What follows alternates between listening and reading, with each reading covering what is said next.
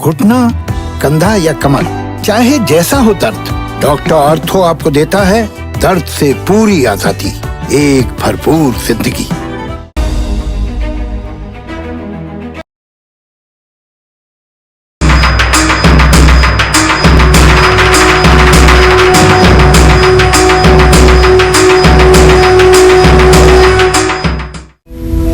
नमस्कार, आप देख रहे हैं दशहरा स्पेशल काल चक्र। आपके साथ मैं हूं अभिलाषा पाठक। आप सभी को दशहरे की ढेर सारी शुभकामनाएं। और हमेशा की तरह मेरे साथ हैं प्रश्न कुंडली विशेषज्ञ पंडित सुरेश पांडे जी।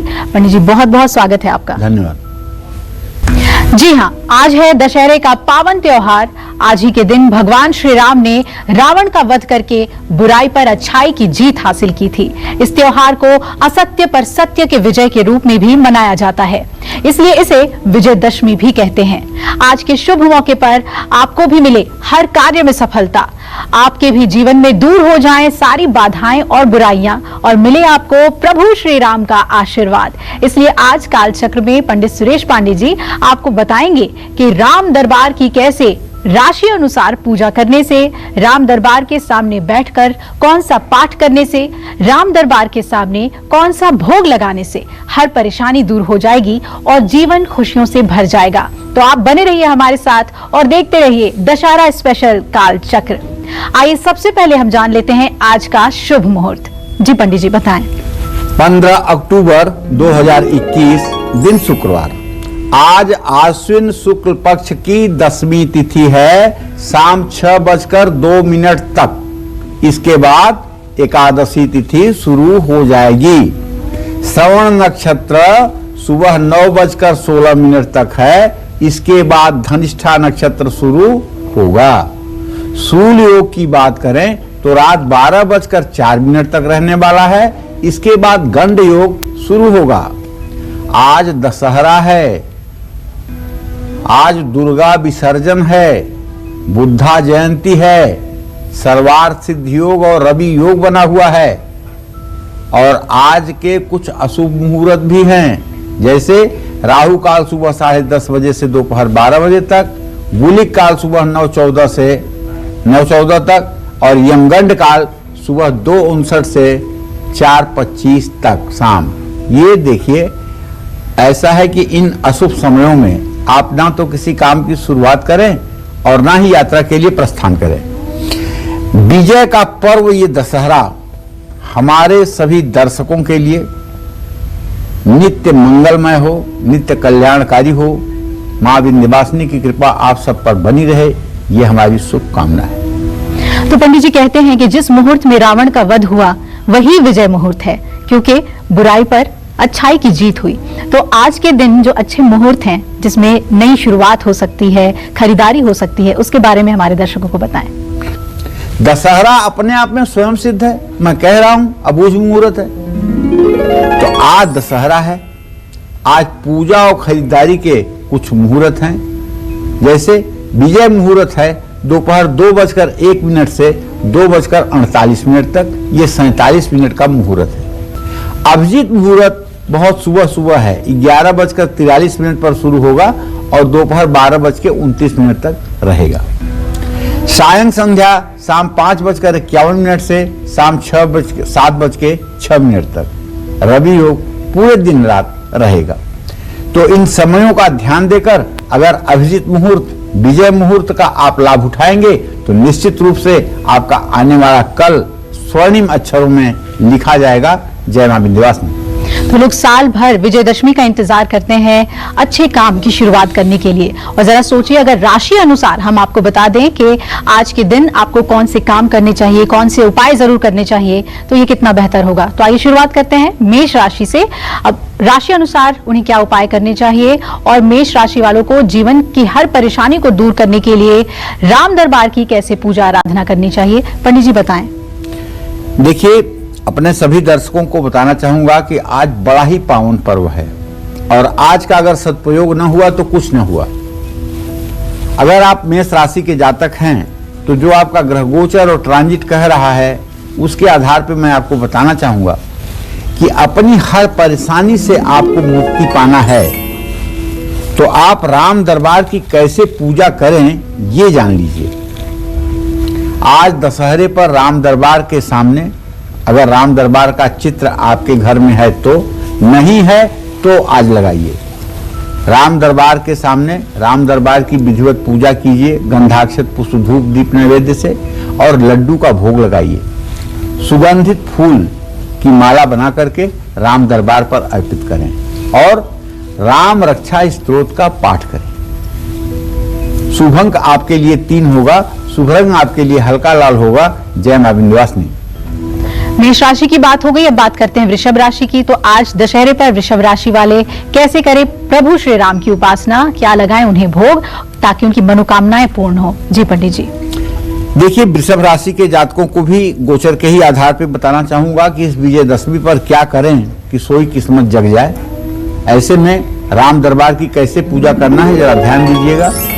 अगर आपकी वृषभ राशि है तो आज आपको राम मंदिर जाना चाहिए या घर में राम दरबार को रख करके विधिवत पूजा करनी चाहिए। विधिवत पूजा का मतलब आवाहन, आसन, पाद्य, अर्घ, आचमनी, वस्त्र, उपवस्त्र, गंधाक्षत, पुष्प, धूप, दीप नैवेद्य से पूजन करना चाहिए। और पूजन में भोग लगाने की जब बात आए तो सफेद और बड़े बड़े रसगुल्लों का भोग लगाना चाहिए। राम स्तुति पढ़ना चाहिए, रसगुल्ले में तुलसी का पत्ता भी डाल देना चाहिए। राम स्तुति पढ़ना चाहिए, हर मनोकामना पूरी होगी। शुभ अंक आपके लिए 8 होगा, शुभ रंग आपके लिए सफेद होगा। जय मां विंध्यवासिनी। और पंडित जी, मेरे मन में एक सवाल था कि रावण को हम बेशक प्रतीक मानते हैं बुराई की, लेकिन कई अच्छाई भी रावण में थी।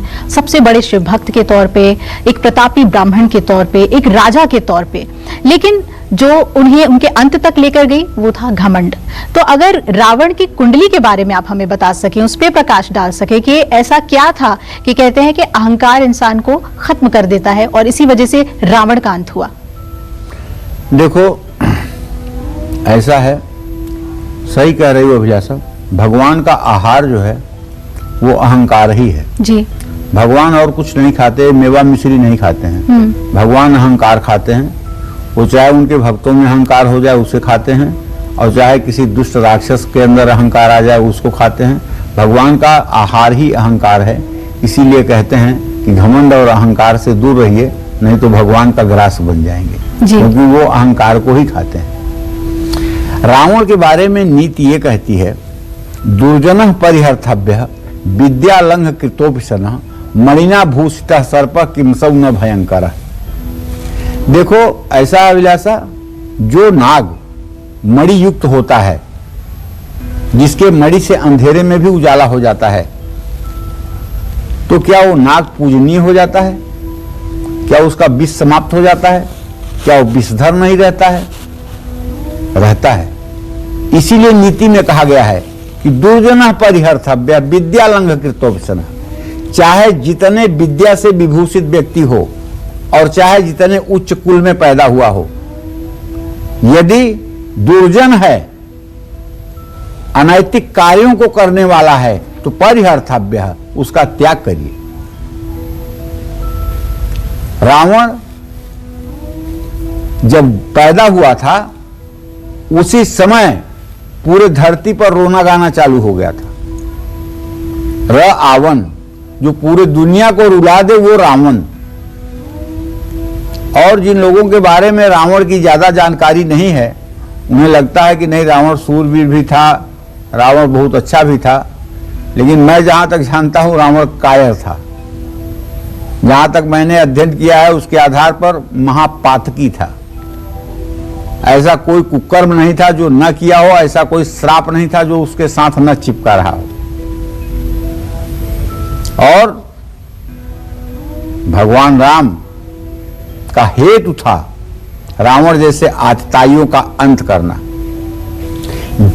विप्रधेनु सुर संतहित, विप्रधेनु सुर संतहित लीन मनुज अवतार, निज इच्छा निर्मित तनु माया गुणगो पार। इन्हीं दुष्टों के अंत करने के लिए विप्र, गाय, पृथ्वी और संतों की रक्षा करने के लिए प्रभु ने मानव शरीर धारण किया था। ये उनका परम उद्देश्य था, रावण जैसी बुराई को पृथ्वी से समाप्त करना। तो रावण की कुंडली के बारे में मैं आपसे बात करना चाहूंगा। रावण की जन्म कुंडली में लग्नेश सूर्य लग्न में स्थित है और नैसर्गिक शुभग्रह गुरु भी लग्न में है। ये कुंडली आप देख रहे हैं, कुंडली में 5 नंबर लग्न है, जिसमें गुरु और सूर्य लग्न में है, द्वितीय भाव में बुध है, तृतीय भाव में शनि है, राहु पंचम भाव में है। तो कहने का मतलब यह है कि सिंहस्थ गुरु सबसे ज्यादा त्याज्य माना जाता है। सिंह के गुरु में कोई शुभ कार्य नहीं होता है। रावण का गुरु सिंहस्थ है। अच्छा, सूर्य जो है वहां पर है, इसलिए ये आत्मविश्वासी, साहसी, हट्ठी, दुराग्रही था। शनि पराक्रम भाव में इसका उच्च का है, इसलिए किसी चीज को पराक्रम करने में ये कभी पीछे नहीं रहता था। तो हमारे कहने का मतलब कि लग्नस्थ सूर्य पर क्रूर ग्रह मंगल की दृष्टि होने के कारण वह अहंकारी और तानाशाह था। कुंडली के द्वितीय भाव में जैसे लाभेश और धनेश बुध है, तो उसकी अपनी ही स्वयं की राशि में स्थिति के कारण धन योग का निर्माण हो रहा है। तृतीय भाव का स्वामी शुक्र 10वें भाव में है और यहां उसकी राशि तुला में केतु और स्त्री भाव का स्वामी शनि बैठा हुआ है। इस कारण वह बहुत विलासप्रिय रहा होगा। भातृभाव माने तृतीय भाव में शनि है, पृथकतावादी है। सहज मंदिर गे तपनात्मजौ भवति सर्व सहोदर नाशक। रावण की कुंडली में शनि तीसरे भाव में था, तो एक भाई रावण के कारण मारा गया और दूसरा भाई उससे पृथक हो गया, अर्थात अलग हो गया, विभीषण। तो केतु के साथ अगर स्थिति बनती है एकादश भाव में और पंचमेश गुरु के पंचम से 9वें भाव में होने पर और जन्म कुंडली के लग्न स्थान में स्थित होने पर और ये सिंहस्थ बृहस्पति का दोष लगने के कारण विद्या, बुद्धि, संतान, इन सब चीजों पर दृष्टि होने के कारण अनेक पुत्रों वाला, विद्याओं से युक्त, ये सब चीजें होती हैं। लेकिन एकादश में केतु का जाना और दशमेश शुक्र का, उसकी कुंडली में दशमेश शुक्र का 10वें भाव में होना, उसके तरह आजीविका जीने वाले लोगों के बीच में वो लोकप्रिय था और उसके विपरीत जीवन जीने वाले लोगों के बीच में वो अलोकप्रिय था। अर्थात देवताओं के लिए वो कभी प्रिय नहीं था, राक्षसों के लिए कभी अप्रिय नहीं था। सूर्य और पंचमेश की युति गुरु ने रावण को विख्यात ज्योतिषाचार्य बनाया। गुरु की बुध द्वितीय भाव में हो तो वैसे भी आदमी ज्योतिषी हो जाता है, लेकिन जहां तक मैंने उसके बारे में पढ़ा है, रावण को ज्योतिष की ABCD नहीं आती थी। रावण संहिता जरूर उसने लिखा है। उसके पास एक ज्योतिषी था, उसका नाम था प्रहस्त। वो बहुत बड़ा ज्योतिषी था। जब सीता जी को कमल के फूल और मानसरोवर से उठा के लाया तो सीता जी के मस्तक रेखा को प्रहस्त ने पढ़ा था और कहा था कि यही लड़की तुम्हारे मृत्यु का कारण बनेगी और ये तुम्हारे मारने पे मरेगी भी नहीं, किसी तरह से ये नष्ट भी नहीं हो सकती। तो रावण ने कहा किया क्या जाए इस लड़की का? बोले कि इस लड़की को ऐसे जगह ले जाकर के कहीं रख दो जो राज्य तुम्हारा शत्रु ना हो। तो उस समय जनकपुर जो है वो पूरे विश्व में किसी का शत्रु नहीं था। तो उसी समय घड़े में करके और ले आकर के जनकपुर में सीता जी को रख करके रावण लंका को गया। ये कुशध्वज की कन्या थी पूर्व जन्म में सीता जी, और इसने बाल पकड़ करके सीता रूपी कुशध्वज की कन्या को, वेदवती को अपमानित किया था। तब उन्होंने श्राप दिया था कि मैं दूसरा शरीर धारण करके तेरे नाश का कारण बनूंगी। तब वो सीता बन करके आई और उसके नाश का कारण बनी। तो सुनिए, अष्टमेश गुरु अष्टम स्थान से 6वें स्थान में है और पंचम भाव पर शनि की दृष्टि है। यह सारी स्थिति अंत में रावण की विद्या, बुद्धि के विनाश का कारण बनती है। अतः विनाश काल के समय उसकी बुद्धि विपरीत हो गई। भाग्य भाव 9वें भाव में राहु की उपस्थिति के कारण रावण का भाग्य बलवान था। मंगल की राशि मेष में स्थित राहु पर उच्च के शनि की पूर्ण दृष्टि है। इस कारण वह सफल राजनीतिज्ञ, कूटनीतिज्ञ था। इसी योग के कारण उसमें नेतृत्व करने की अपूर्व क्षमता भी थी। 9वें भाव का कारक गुरु है। यह भाव धर्म भाव भी कहलाता है। ऐसे स्थान में पापग्रह राहु के साथ स्थित होने से रावण भगवान राम का विरोधी था। राजेश शुक्र के राज्य भाव दशम स्थान में होने के कारण रावण का शासन पक्ष बहुत मजबूत था, इसलिए दीर्घ काल तक उसने विशाल राज्य का पूर्ण सुख भोगा। लग्नेश और पंचमेश की युति संबंध ये राजयोग का निर्माण करता है। रावण के जन्म चक्र में ग्रहों का राजा सूर्य लग्नेश होकर स्वयं लग्न में पंचमेश गुरु के साथ है। राशि मकर थी, यह वैश्य राशि है और इसका स्वामी शनि शूद्र वर्ण का ग्रह है। अतः रावण सद्गुणी ब्राह्मण नहीं था, रजोगुण प्रधान था। रावण का वध कब हुआ था, इसका गहन अनुसंधान और गणना के अनुसार आज से लगभग 1,81,00,000 वर्ष पूर्व 24वें महायुग के त्रेता में भगवान श्री राम ने लंकापति रावण का वध किया था। तब से आज तक हम प्रतिवर्ष रावण के पुतले का दहन करते चले आ रहे हैं। हम मात्र पुतला दहन करके ही अपने कर्तव्य की इतिश्री समझ लेते हैं। दशहरा शक्ति की उपासना का अंतिम सोपान है, जो हमें अपने क्षत्रिय धर्म की रक्षा करने का संदेश देता है। इस कारण यह अपराजिता और वैभवशाली राजा बनाने का एक मौका भी है। आयु भाव का स्वामी अष्टमेश गुरु लग्नेश सूर्य के साथ देह भाव में स्थित है। मार्केश बुध मार्ग भाव में स्थित था। सप्तमेश शनि के पराक्रम भाव में और गुरु के केंद्र स्थान में होने से कक्षा की वृद्धि हो रही है। रावण की जन्म कुंडली के लग्न में स्थिर राशि और अष्टम में दुस्वभाव राशि होने से दीर्घायु योग है। कक्षा वृद्धि होने के कारण यह परम आयु योग बन गया। इस योग के कारण ही रावण लगभग 10,000 वर्ष तक जीवित रहा। त्रेता युग में मनुष्य की अधिकतम आयु 10,000 वर्ष की थी। रावण के पतन का कारण षष्ठ भाव में चंद्र और मंगल की युति थी। छठे भाव में शत्रु स्थान में अगर मंगल और चंद्र की युति हो, यहां व्यय चंद्र के साथ मंगल है, तो सिंह लग्न के लिए मंगल जिस भाव में स्थित होता है उसकी वृद्धि करता है। चंद्र स्त्री ग्रह है और रावण की कुंडली में व्यय भी है, इसलिए एक स्त्री अर्थात सीता जी और उसके साम्राज्य के पतन का कारण बनी। शत्रु भाव में मंगल की उच्च राशि, मकर तथा अष्टम भाव में गुरु की राशि होने के कारण मर्यादा पुरुषोत्तम भगवान श्री राम ने के हाथों रावण की मृत्यु हुई। यह एक प्रकार से एक ब्रह्म सायुज्य मुक्ति थी। राम ने रावण की नाभि में स्थित अमृत में अग्निबाण मारा था।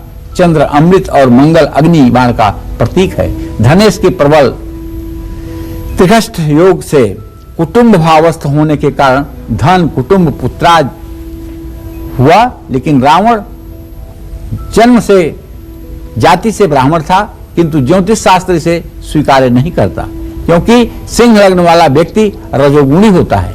इस लग्न का स्वामी सूर्य क्षत्रिय वर्ण का है। यदि हम चंद्र राशि के आधार पर देखें तो रावण की राशि मकर थी, वह वैश्य राशि है और इसका स्वामी शनि शूद्र वर्ण का है। अतः रावण सद्गुणी ब्राह्मण नहीं था, वह रजोगुण प्रधान तमोगुणी था। रावण वध का गहन अनुसंधान और गणना के अनुसार आज से लगभग 1,81,00,000 वर्ष पूर्व 24वें त्रेता युग में भगवान श्री राम ने लंकापति रावण का वध किया था। तब से आज तक हम लोग हर साल रावण का पुतला जलाते हैं। तो रावण के बारे में पंडित जी ने आपको बहुत ही अहम जानकारियां दी है कुंडली का विवेचना करके। अब आइए हम राशि अनुसार आज की तिथि पर क्या पूजा करनी चाहिए वो जानते हैं। तो मिथुन राशि वाले लोग इंतजार कर रहे हैं, दशहरे पर मिथुन राशि वाले कैसे करें प्रभु श्री राम की उपासना और क्या लगाएं उन्हें भोग जिससे पूर्ण हो उनकी मनोकामना। जी पंडित जी। देखिए, मिथुन राशि के जातकों से कहना चाहूंगा कि इस साल का ये आपका जो दशहरा है, आपका राशि स्वामी बुध वो कन्या राशि में बकरी होकर के स्थित है। हर काम से, हर परेशानी से मुक्ति के लिए आप राम दरबार की पूजा करिए। कैसे करिए, इस पर थोड़ा सा मैं आपको सलाह देना चाहूंगा। किसी राम मंदिर में दशहरे के दिन नहा धोकर पवित्र मन से जाइए या राम दरबार का चित्र ले आकर घर में स्थापित करिए। विधिवत पूजन करने के बाद काजू की मिठाई का भोग लगाइए। शुभ अंक आपके लिए 6 होगा, शुभ रंग आपके लिए हरा होगा। जय मां विंध्यवासिनी। और अब बात करते हैं कर्क राशि वालों की, तो वो कैसे करें प्रभु श्री राम की उपासना, किस तरीके से उनकी पूरी पूजन अर्चना करें ताकि उनकी मनोकामना पूर्ण हो? जी पंडित जी बताएं। देखिए, आज दशहरे पर कर्क राशि के जातकों को अपनी हर परेशानी से मुक्ति के लिए, आज दशहरे पर कर्क राशि के जातकों को अपने हर परेशानी से मुक्ति के लिए प्रभु राम की कैसे उपासना करनी चाहिए, ये बात मैं बताना चाहूंगा। कर्क राशि के जातकों को आज राम मंदिर में मेवे की बर्फी और नारियल का भोग लगा करके उसे श्रद्धालुओं में बांटना चाहिए। राम रक्षा स्तोत्र और रामाष्टक का पाठ करना चाहिए। शुभ अंक आपके लिए 4 होगा, शुभ रंग आपके लिए क्रीम होगा। जय मां विंध्यवासिनी। तो आज दशहरा है और ऐसे में आज कालचक्र में पंडित सुरेश पांडे जी आपको बता रहे हैं राम कृपा पाने के सरल और बेहद खास उपाय जो आपको अपनी राशि अनुसार आज के दिन जरूर करने चाहिए। तो आइए अपनी चर्चा को हम आगे बढ़ाते हैं और बात करते हैं उन लोगों की जिनके परिवार में सुख शांति नहीं है, धन दौलत और ऐश्वर्य का वरदान उन्हें चाहिए, साथ ही अपने घर से वास्तु दोष को हमेशा हमेशा के लिए खत्म करना है। तो ऐसे लोगों को आज दशहरे पर राम दरबार में अपने घर में कब स्थापित करना चाहिए और कैसे राम दरबार की पूजा अर्चना करनी चाहिए? पंडित जी इसे विस्तार से बताएं। आप लोगों को भी अगर लगता है कि जीवन में धन की कमी है तो आज दशहरे के दिन अपने माथे पर केसर का चंदन और तिलक लगाइए। हर गुरुवार को राम दरबार की पूजा करिए। घर की दक्षिण दिशा में अगर वास्तु दोष है तो दक्षिण दिशा बहुत खुली है, तो ऐसे में घर में लड़ाई झगड़े होंगे और गुस्सा बढ़ेगा। ऐसे में आज दशहरे पर घर का वास्तु दोष दूर करने के लिए दक्षिण दिशा में राम दरबार का चित्र कुछ समय के लिए स्थापित कर दें। घर में सुख शांति के लिए दशहरे पर राम दरबार की स्थापना करके राम रक्षा स्तोत्र का हर रोज पाठ करें। आज दशहरे पर शमी और अपराजिता के पेड़ की भी पूजा करनी चाहिए। शमी और अपराजिता की पूजा करने से आज, और नीलकंठ एक पंछी होता है ना, अगर आज अपने आप से नीलकंठ का दर्शन हो जाए और शमी और अपराजिता की पूजा हो जाए और शस्त्र पूजन हो जाए, आप अपने शस्त्र की पूजा करें। आपके पास जो भी शस्त्र है, लाठी डंडे से लेकर के किसी भी प्रकार का शस्त्र, क्षत्रियों के लिए ये शस्त्र पूजन का दिन है। तो आज दुर्गा के रूप में आपको शस्त्र पूजन करनी चाहिए। आज का ये दिन इसके लिए बहुत ही महत्वपूर्ण है। जय मां विंध्यवासिनी। और आज दशहरे के खास मौके पर पंडित जी आपको राशि अनुसार भी श्री राम दरबार की पूजा कैसे करनी चाहिए, क्या भोग लगाना चाहिए बता रहे हैं। तो इंतजार कर रहे हैं अब सिंह राशि वाले। आज दशहरे पर सिंह राशि वाले कैसे करें प्रभु श्री राम की उपासना और क्या लगाएं भोग जिससे उनकी मनोकामनाएं पूर्ण हो? जी पंडित जी बताएं। देखिए, आज दशहरे पर सिंह राशि के जातकों को एक बात बताना चाहूंगा कि अब परेशानी से अगर ऊब गए हो और मुक्ति चाहिए तो राम दरबार को कैसे आप सजाइए और कैसे उनकी कृपा पाइए ये जान लीजिए। आज आपको सीताराम का जहां मंदिर हो वहां जाकर के 2 मिनट के लिए शांत होकर के दर्शन जरूर करना चाहिए। मंदिर में गुड़ और बेल ये भी चढ़ाना चाहिए। आज मंदिर में बैठ करके आपको सुंदर कांड का भी पाठ करना चाहिए। शुभ अंक 7 होगा, शुभ रंग लाल होगा। जय मां विंध्यवासिनी। और अब बात कर लेते हैं कन्या राशि वालों की। आज दशहरे पर कन्या राशि वाले कैसे प्रभु श्री राम की उपासना करें, उन्हें क्या भोग लगाएं, जानते हैं पंडित जी से। जी पहले तो मैं यही कहना चाहूंगा कन्या राशि के जातकों से कि देखिए भाई, आपका ग्रह गोचर अच्छा है इस साल, आपका राशि स्वामी आपकी राशि में है। राम दरबार की अगर कृपा आपके ऊपर बन जाए तो बिगड़ी बात भी बन जाएगी। आप किसी उम्र के हैं, स्त्री हैं या पुरुष, इस बात से कोई मतलब नहीं है। अगर आप मनुष्य हैं तो अगर राम कृपा आपके ऊपर हो जाएगी तो सचमुच में जीवन धन्य हो जाएगा। ऐसे में आज दशहरे पर प्रभु श्री राम के मंदिर जा करके सुगंधित चीजों का समर्पण करें। तुलसी का पत्ता, नाशपत्ती, सात्विक मिठाइयां, इन सब चीजों का भगवान श्री राम को भोग लगाएं। श्री राम मंगला शासनम एक पाठ है, अगर हो सके ये पाठ आपको उपलब्ध हो जाए तो इसका पाठ कर सकते हैं, या फिर राम रक्षा स्तोत्र का पाठ सर्वोत्तम होगा। शुभ अंक आपके लिए 6 है, शुभ रंग आपके लिए हरा है। जय मां विंध्यवासिनी। और अब राशि श्रृंखला की राशि तुला। आज विजयदशमी पर तुला राशि वाले कैसे करें प्रभु श्री राम की पूजा और किन बातों का उनको ख्याल रखना चाहिए, पंडित जी से जानते हैं। प्रभु श्री राम की कृपा हर समय आप पर बरसती रहे, सदैव आपके अंतःकरण में आपका मार्गदर्शन करते रहें, धर्ममय जीवन बना रहे, ये जीवन साकार हो और जीवन का उद्देश्य पूरा हो, आवागमन और इस भवसागर से मुक्ति हो। इसके लिए आपको आज दशहरे पर भगवान राम को मलयागिर चंदन और केसर घिस करके अनामिका से तिलक करना चाहिए। बहुत महत्वपूर्ण है ये तिलक। और उसके बाद अंगूठे से अपने माथे पर भी तिलक लगाना चाहिए। लेकिन जब आप तिलक भगवान राम को लगा रहे हों तो लक्ष्मण, माता जानकी और हनुमान को तिलक लगाना मत भूलिएगा। हाथी के पांव में सबका पांव।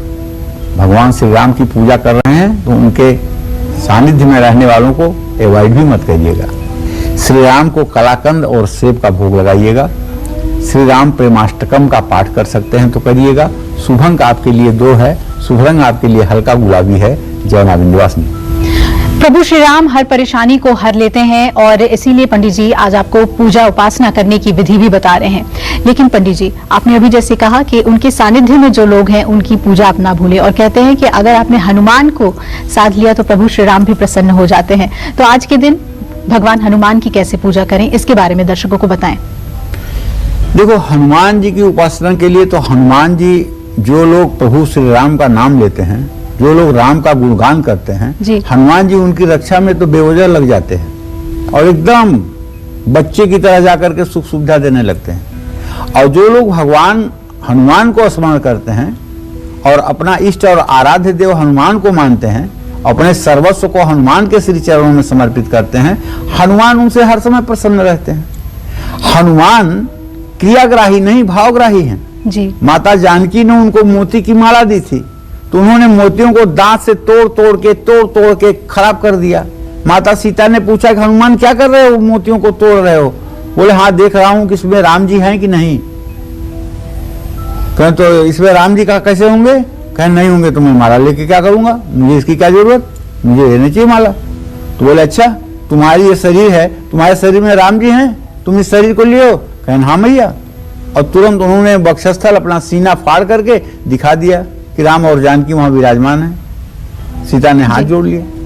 तो हनुमान जी भावग्राही हैं, भक्त के भाव को देखते हैं। जहां हनुमान जी की मूर्ति हो वहां जाकर के पूजा करिए। हनुमान जी को सिंदूर और चांदी के वर्क वाला चोला चाहिए। सिंदूर, लाल चंदन, लाल अक्षत, लाल कपड़ा, जनेऊ चढ़ाकर हनुमान जी की पूजा आराधना करिए। गुड़ चने के आटे से बने पकवान का भोग लगाइए। एक नारियल पर सिंदूर से स्वस्तिक बनाइए और उस पर कलावा बांधिए और उसे हनुमान जी के श्री चरणों में भेंट करिए। हनुमान चालीसा और सुंदरकांड का पाठ करिए।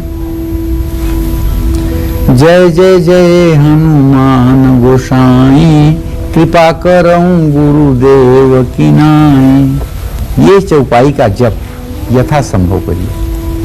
घर में गूगल का धुआं हो सके तो करना चाहिए। पूजा स्थान में भी गूगल जलाना चाहिए। 10 छोटी बत्तियां दीपक में डाल करके गाय के घी के साथ दीपक जलाना चाहिए। हनुमान जी की कपूर से आरती भी करनी चाहिए। और एक बात जान लीजिए, सोते जागते उठते बैठते प्रभु श्री राम की सांवली सूरत, मोहनी मूरत अगर आपके हृदय में बसती है और उसके साथ हनुमान भी आपके अंदर दिखाई दे रहे हैं आपके मानसिक पूजा में, तो जीवन धन्य हो गया, जीवन साकार हो गया। इसमें कोई दो राय नहीं है। जय मां विंध्यवासिनी।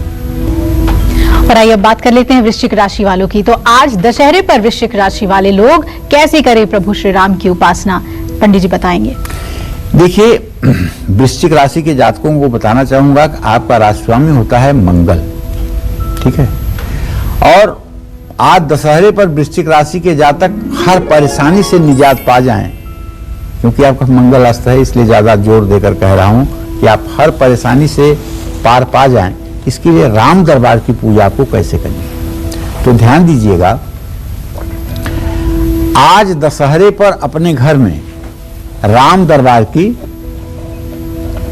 स्थापना करिएगा, फूल और फल अर्पित कीजिएगा।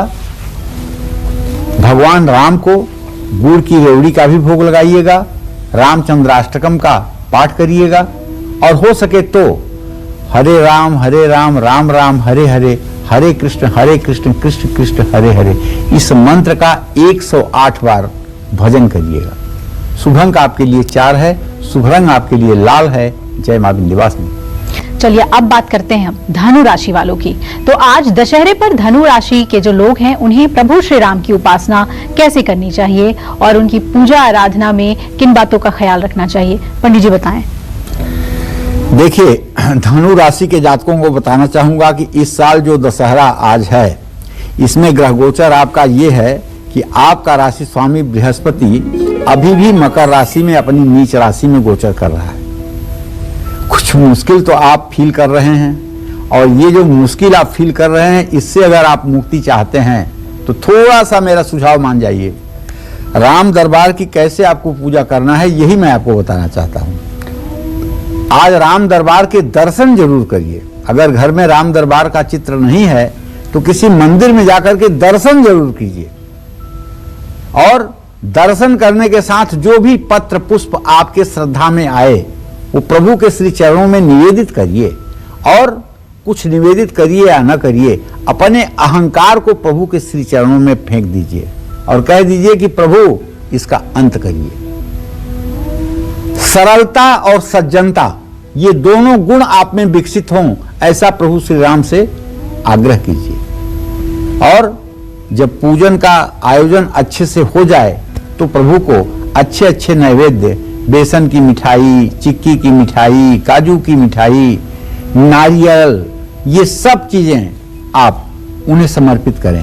और राम स्तोत्र जो जटायु कृत है, जटायु ने जो राम भगवान की उपासना की है, वो उसका अगर आप पाठ कर सकते हैं तो जरूर करिए। शुभ अंक आपके लिए 5 होगा, शुभ रंग आपके लिए पीला होगा। जय मां विंध्यवासिनी।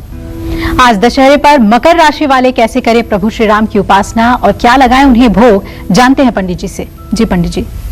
देखिए, मकर राशि के जातकों को बताऊं कि इस साल का जो दशहरा का ट्रांजिट आपका है, जो गोचर बन रहा है, इस साल का दशहरा मकर राशि में शनि है, आपकी राशि में शनि है और आपकी राशि में चंद्रदेव भी विराजमान है बृहस्पति के साथ, लेकिन बृहस्पति नीच राशि में है, इसलिए जो योग बनना चाहिए गजकेसरी योग का दमदारी से वो नहीं बन पा रहा है। तो आप राम मंदिर जाइए और गुलाब जामुन और काले अंगूर का भोग लगाइए। रामाष्टक, आदित्य हृदय स्तोत्र और राम रक्षा स्तोत्र का पाठ करिए। शुभ अंक आपके लिए 8 है, शुभ रंग आपके लिए स्लेटी है। जय मां विंध्यवासिनी। और बारी आ गई है कुंभ राशि वालों की। तो आज दशहरे पर कुंभ राशि वाले कैसे प्रभु श्री राम की अनुकंपा पाने के लिए पूजा आराधना करें और भोग लगाते समय भी किन बातों का ख्याल रखें, पंडित जी बताएंगे। जी देखिए, कुंभ राशि के जातकों को तो यही कहना चाहूंगा कि इस साल दशहरे का जो ग्रह गोचर मैं आपका देख पा रहा हूं, उसके आधार पर आपके सुख स्थान में राहु है और आपके आजीविका के स्थान में केतु शुक्र के साथ है। तो आप परेशान तो हैं, इसमें कोई दो राय नहीं है। अगर आप चाहते हैं कि आपकी परेशानी से मुक्ति मिल जाए, बेटी बेटों को लेकर के जो आपको चिंता रोज सता रही है उससे आपको मुक्ति मिल जाए, तो आप सीताराम की एक साथ पूजा करिए।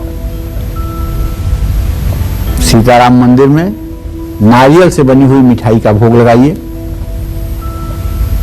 सुंदरकांड और राम रक्षा कवच का श्रद्धा पूर्वक पाठ करिए। शुभ अंक आपके लिए 8 होगा, शुभ रंग आपके लिए काला होगा। जय मां विंध्यवासिनी। चलिए अब बात करते हैं उन 10 सुरक्षा कवच की जो आपको और आपके परिवार को बुरी नजर से बचाएंगे और हमेशा सुरक्षित रखेंगे। पंडित जी, सुरक्षा कवच के बारे में बताएं। देखिए, कवच का अर्थ होता है जो आपके पूरे पिंड को सुरक्षित रखे। पिंड का मतलब ये आपकी देह, आपकी काया। एक मुखी या 16 मुखी रुद्राक्ष अपनी कलाई या गले में धारण करिए। ध्यान रखिए कि रुद्राक्ष आपकी त्वचा के संपर्क में बने रहें।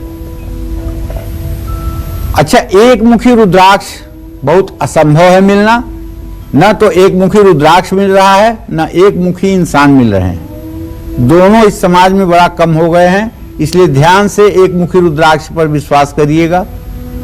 ये रुद्राक्ष ना मिले तो 11 मुखी और 7 मुखी और 5 मुखी रुद्राक्ष धारण किया जा सकता है। सावन के महीने में प्रदोष व्रत या सोमवार के दिन गंगा जल से शुद्ध करके ये रुद्राक्ष धारण किया जाए तो आनंददायक होगा। अच्छा, रुद्राक्ष को काले धागे में भी पिरो करके गले में धारण किया जा सकता है। इससे आप बुरी नजर से बचेंगे। हनुमंतलाल, भगवान शिव, मां दुर्गा और मां काली की पूजा उपासना रुद्राक्ष पहनकर करने से दुगुना फल मिलता है। महामृत्युंजय मंत्र अगर रुद्राक्ष पर जप किया जाए, स्नान के बाद तांबे के लोटे से सूर्य को अर्घ्य दिया जाए, पूर्णिमा को सत्यनारायण की कथा पढ़ी जाए, हर रोज शाम के समय सुंदर का पाठ किया जाए, तो जानते हैं आपकी मनोकामना पूरी होने में क्षण भर नहीं लगेगा। हर रोज अपने घर में गंगा जल का छिड़काव करना चाहिए, गूगल की धुनी देना चाहिए। रात में 12 से 4 बजे के बीच कभी स्नान नहीं करना चाहिए। ठीक 4 बजे के बाद नित्य कर्म अगर शुरू कर देते हैं तो वो दोषपूर्ण नहीं होगा। जय मां विंध्यवासिनी। और पंडित जी, अब हमारे साथ कालचक्र दर्शक जुड़ गए हैं जी। अपना नाम बताइए और पूछिए आप क्या जानना चाहते हैं पंडित जी से। हेलो। हाँ, जरा हेलो। तेज बोलिए। हाँ, मैं रंजना बोल रही हूँ। मेरी डेट ऑफ बर्थ 8/4/98 है। जी। तो पंडित जी, हम इस समय बहुत परेशान हैं और मेरा बच्चा भी है छोटा सा, उसका 4 महीने का, और सभी बहुत परेशानियां हो रही हैं। तो आपने कहा आपसे जानकारी चाहते हैं। चलो रंजना, मैं बता देता हूँ बेटा। आपने प्रश्न किया है अपने भविष्य को जानने के लिए। आपके द्वितीय भाव का स्वामी जो है वो है मंगल, और सप्तम भाव का भी स्वामी मंगल है। मंगल और बृहस्पति की स्थिति पंचम नवम बनी हुई है। वर्तमान परिस्थिति थोड़ी सी परेशानी की है, और परेशानी खास करके धन दौलत रुपए पैसे कारोबार को लेकर के है। अभी आपके पति की आजीविका ठीक ढंग से बन नहीं पाई है। आपको चाहिए कि आप श्री सूक्तम के 16 मंत्रों का सुबह शाम पाठ करें, श्री यंत्र की पूजा करें। शुक्रवार के दिन अगर हो सके, आपका बच्चा ज्यादा छोटा ना हो तो शुक्रवार के दिन व्रत करें, और व्रत करके वैभव लक्ष्मी की पूजा करें। किसी सुहागन को सुहाग की सामग्री दान करें, उससे आशीर्वाद लें। इससे भी आपके दिन अच्छे हो जाएंगे। और अब राशि श्रृंखला की आखिरी राशि मीन राशि। तो जानते हैं कि मीन राशि वालों को आज विजयदशमी पर कैसे करनी चाहिए प्रभु श्री राम की पूजा। जी पंडित जी बताएं। देखिए, मीन राशि के जातकों को बताना चाहूंगा कि आपका ट्रांजिट इस विजयदशमी पर यह है कि सूर्य मंगल बुध आपके 7वें भाव में है भैया। तो आप प्रभु श्री राम की पूजा उपासना करिए। पूजा उपासना में अपना पूरा जितना ज्ञान है सब लगा दीजिए, और इसके बाद में केला और जलेबी का भोग भी लगाइए। उपस्थित श्रद्धालुओं में केला और जलेबी भी बांटिए, और मंदिर में बैठ करके भाव विभोर होकर के भगवान राम की स्तुति करिए। अयोध्या कांड के साथ साथ बालकांड का भी पाठ करिए। शुभ अंक आपके लिए 3 है, शुभ रंग आपके लिए सुनहरा है। जय मां विंध्यवासिनी। कालचक्र दर्शक सीमा हमारे साथ जुड़ गई हैं दिल्ली से। स्वागत है सीमा जी, पूछिए क्या जानना चाहती हैं। हाँ बोलो सीमा। पंडित जी, मुझे शादी के मैंने पूछना था। जी, कितने साल के हो? पंडित जी 14। चलिए सीमा जी, मैं बताऊं, आपके शादी विवाह के भाव का स्वामी सूर्य और शनि की स्थिति परस्पर पंचम नवम बनी हुई है। आप चिंता मत करिए। विवाह में बहुत अति हो गई है, देर की अति हो गई है। और जहां तक मैं समझता हूं, जनवरी का महीना आपके लिए योग्य रिश्ता लेकर के आएगा, और मुझे विश्वास है कि फरवरी मार्च तक आप फिर से जीवन की डोर में बंध जाएंगे। और पंडित जी, ऐसे कई भक्त हैं जिनको अपनी राशि के बारे में जानकारी नहीं है, तो उनके लिए भी एक कोई सटीक उपाय बताएं जिससे वो भगवान श्री राम की पूजा करें। कोई बात नहीं, जिनकी राशि का पता नहीं है उन्हें भगवान को पत्र पुष्प जल जो कुछ भी अर्पित है वो अर्पित करना चाहिए, और उन्हें जो भी मिठाई आसानी से मिल जाए उसका भोग लगा देना चाहिए। बस ध्यान ये रखना है कि आप किसी राशि के जातक हो, तुलसी का पत्ता जरूर होना चाहिए जी। राम जी के लिए, हनुमान जी के लिए भी तुलसी का पत्ता होना चाहिए। तुलसी का पत्ता होना चाहिए और ऋतु के हिसाब से जो फल मिल जाए वो फल चढ़ा दीजिए, ठीक है। और किसी दीनहीन मलिन व्यक्ति की आर्थिक सहायता कर दीजिए। भगवान राम तो इतने से ही खुश हो जाएंगे और आपकी मनोकामना पूरी कर देंगे। और माँ सीता का आशीर्वाद मिलते ही फिर आपके जीवन में कुछ असंभव रह ही नहीं जाएगा। हनुमान जी आपकी मदद करेंगे। जय मां विंध्यवासिनी। और कुछ ऐसे उपाय हमें बताइए जो उन भक्तों के लिए हो जो अपने घर से दूर हो या राम दरबार से दूर हो, तो उन्हें क्या अचूक उपाय करने चाहिए आज के दिन? देखो, चाहे आप घर से दूर हो और चाहे आप जेल में हो, चाहे आप यात्रा में हो, चाहे आप हवाई जहाज में हो, सभी लोगों से कहना चाहूंगा आंखें बंद करें और अपने हृदय में प्रभु श्री राम, माता जानकी, भैया लखनलाल, भैया भरत और शत्रुघ्न और नीचे विराजमान वीरासन में भगवान हनुमान, इनका दरबार आपके हृदय में लगा हुआ है। आप इनका दर्शन कर रहे हैं और आप एक मंत्र कर रहे हैं, श्री राम श्री राम श्री राम श्री राम। हम तो राम जी के राम जी हमारे हैं, हम तो राम जी के राम जी हमारे हैं, हम तो राम जी के राम जी हमारे हैं। इस भाव से आप कम से कम 24 मिनट संकीर्तन करिए और कहिए कि हम तो राम जी के राम जी हमारे हैं, हम तो राम जी के राम जी हमारे हैं। ये भाव बस मजबूत हो जाए तो उपासना पूरी हो गई, जीवन धन्य हो गया, आवागमन के चक्कर से मुक्ति मिल गई, इसमें कोई संदेह नहीं। तो पंडित जी, आज विजयदशमी हमारे सभी दर्शकों का बहुत ही शुभ बीते और जो उपाय आपने बताए हैं, पूजा की विधि बताई है, उसी से श्री राम की आराधना करें, यही हम उम्मीद करते हैं। बहुत बहुत धन्यवाद आपका। तो हमें उम्मीद है आपको आज का हमारा विषय बहुत पसंद आया होगा। कल फिर एक नए विषय और आपकी परेशानियों को दूर करने के लिए ढेरों उपाय लेकर हाजिर होंगे हम पंडित सुरेश पांडे जी के साथ। तब तक कालचक्र की पूरी टीम को इजाजत दीजिए। नमस्कार। खास जड़ी बूटियों से बना पेट सफा आयुर्वेदिक चूर्ण आज ही ले आएं। पेट सफा पहली रात से ही असर दिखाता है और इसकी आदत भी नहीं पड़ती। पेट सफा, हर रोग दफा।